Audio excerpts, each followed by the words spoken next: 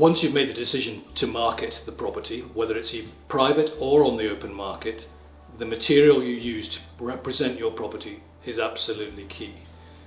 The way I look at it is, if you have a property which is beautifully presented on the ground, why let it down in the marketing material?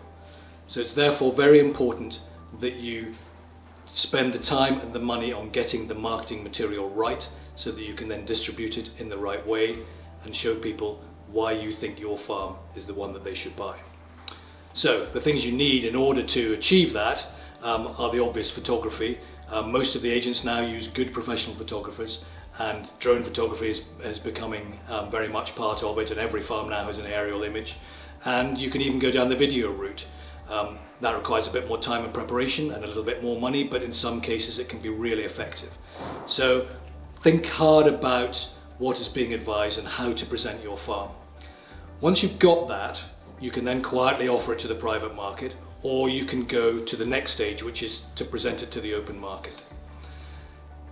The way to do that is really, you have four main key things to do. You can present it beyond the mailing list of your agent. You can advertise.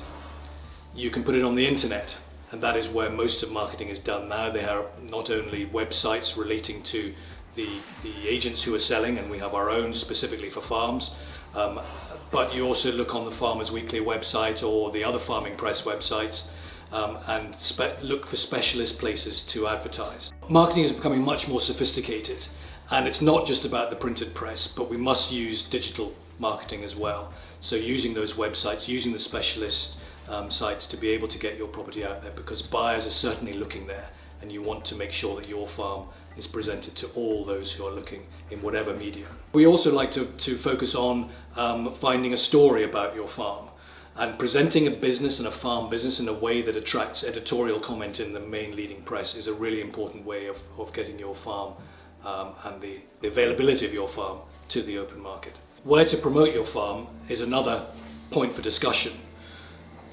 We have a very strong regional market in the northeast. There are more buyers than sellers in the current time, but there's also a big wide world out there, and it's important that marketing is spread throughout the UK and often beyond.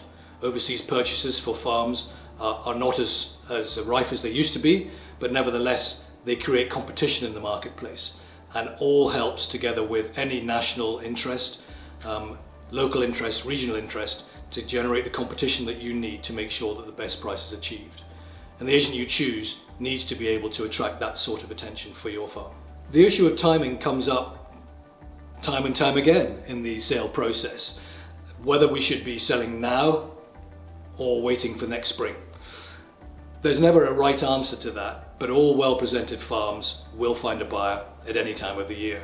I would suggest, however, that in the terms of the presentation of your farm, as long as you've got the market imagery together at the best time of year, late spring, early summer, then you can go to the market at any time to suit you. The process takes something like 3 months to 4 months to actually get decent offers, competitive offers, from first going to the market.